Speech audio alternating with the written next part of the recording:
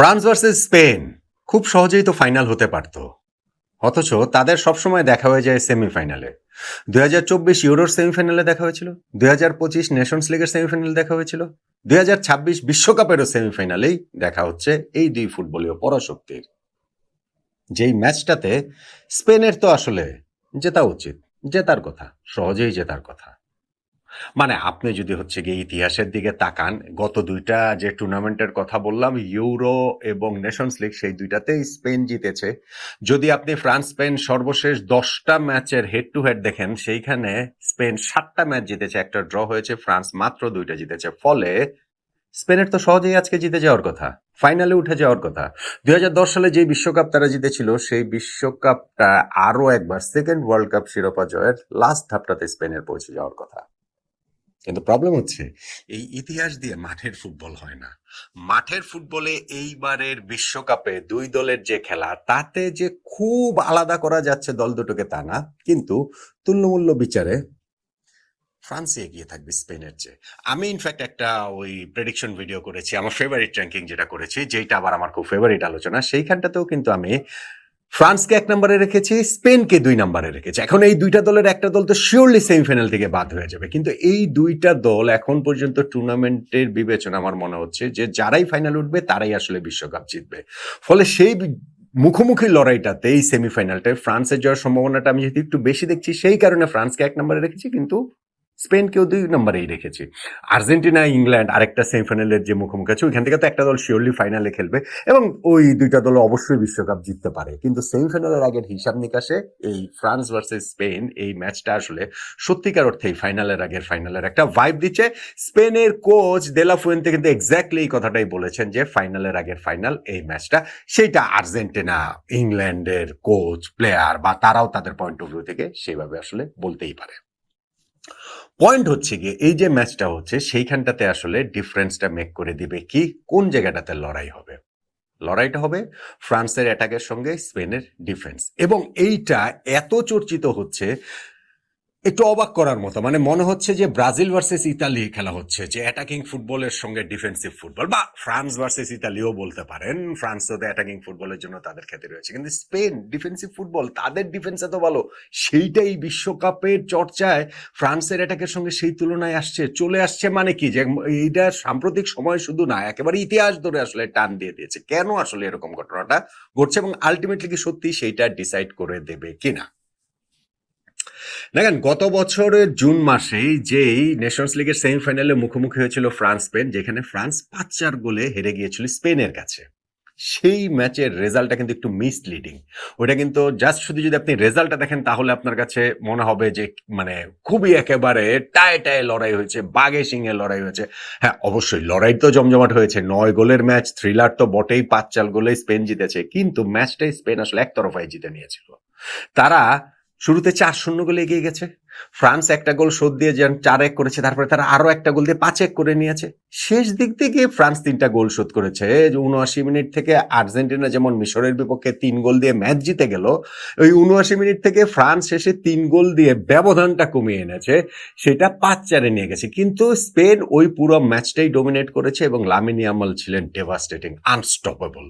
ফলে ওইটা একটু মিসলিডিং, যে না ম্যাচটা যেরকম হয়েছে মনে হচ্ছে তা না, স্পেন ওই ম্যাচটা খুবই ডোমিনেট করে খেলেছে। তার আগে ইউরোর সেমিফাইনালের ম্যাচটা অবশ্য ওই রকম একতরফা হয়নি, যেইখানটাতে 2-1 গোলে স্পেন জিতেছিল।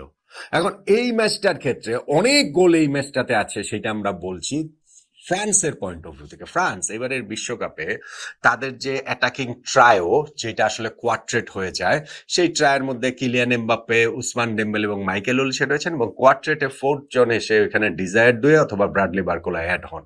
সেইটা ফ্রান্সের এই বিশ্বকাপ না, ফ্রান্সের ইতিহাসেরই সর্বকালের সবচেয়ে কার্যকর ফরওয়ার্ড চতুষ্টয় কিনা, সেটা নিয়ে পর্যন্ত আলোচনা হচ্ছে।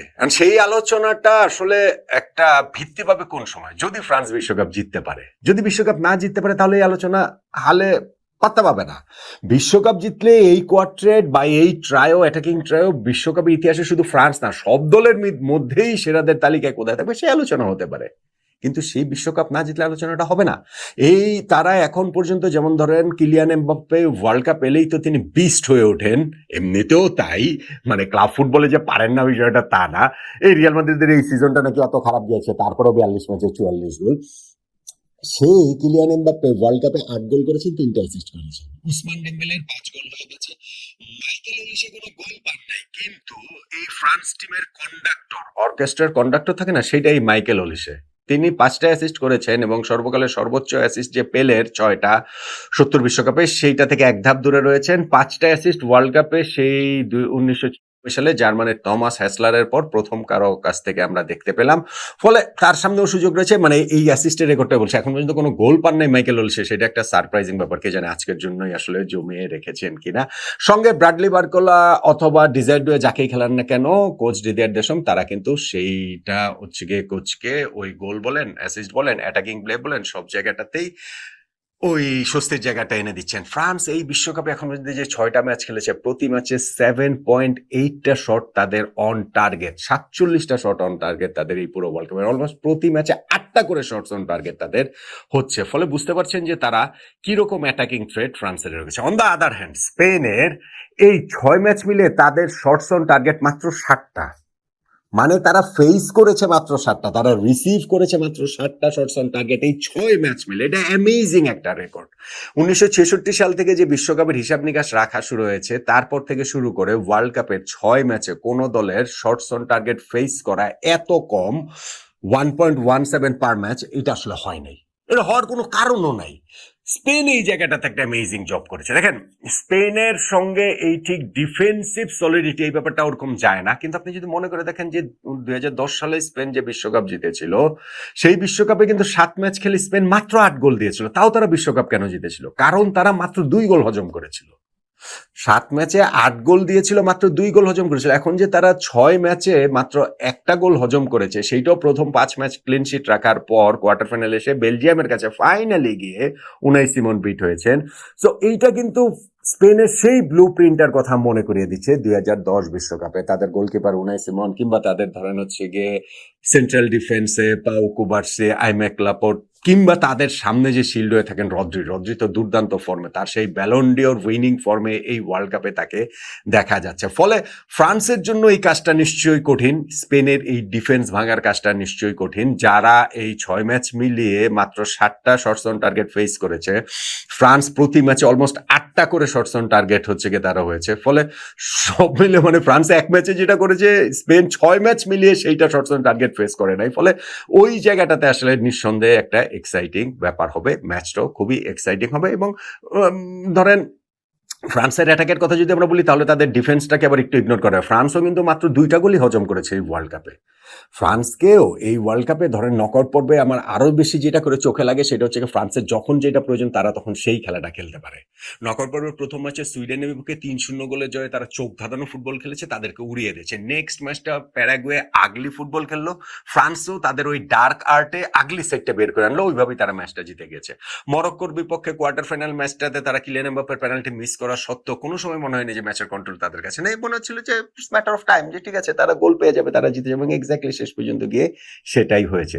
ফলে স্পেনের বিপক্ষে এই ম্যাচটা আসলে শুরুতে গোল পড়ে, স্পেনও কিন্তু 11টা গোল করেছে, স্পেনে যে গোল কম করেছে তা না, কিন্তু স্পেনের ক্ষেত্রে ওইটা ফ্রান্সের মতো বলা যাবে না। কেননা ধরেন লাস্ট 2টা ম্যাচেই তাদের উতরাতে হয়েছে পর্তুগাল এবং বেলজিয়ামের মতো এলিট ইউরোপিয়ান পাওয়ার হাউস, ঠিক আছে, কিন্তু সেক্ষেত্রে মিকেল মরনো তিনি বেঞ্চ থেকে এসে গোল দিয়ে লাস্ট মোমেন্টে তাদেরকে ত্রাতা হয়ে উঠেছেন। ফলে স্পেনের কিন্তু আসলে ওই রকম জায়গাটা নাই। হ্যাঁ, এইখানে স্পেনের একটা যে সংকটের জায়গা, সেটা হচ্ছে লামিন ইয়ামালকে এখনো লামিন ইয়ামালের মতো দেখা যাচ্ছে না, ওই রকম বিস্ফোরক শ্রেষ্ঠত্বে দেখা যাচ্ছে না। ওই যে তার পেস, ওই যে তার কাট করে ইনসাইডে ঢুকে পড়া, ওই যে তার ট্রিকারি, ওই যে ডিফেন্সকে নাচানো, ওই যে গোল করানো, ওই লামিন ইয়ামাল ইনজুরি ঝেড়ে ফেলে এখনো পুরোপুরি আমরা দেখতে পাইনি। কে জানে আজকের ম্যাচের জন্য হয়তো জমিয়ে রেখেছেন, কে জানে নিকো উইলিয়ামস অন্য সাইড থেকে নেই বলেই হয়তো বা তার ঠিক তাল লয় ছন্দটা ঠিক মিলছে না। নিকো উইলিয়ামস তাকে এখন খেলার মতো ফিট, কোচ দেলা ফুয়েন্তে তাকে ফার্স্ট 11-এ খেলান কিনা, উইলিয়ামস এবং ইয়ামাল এই দুজন যদি দুই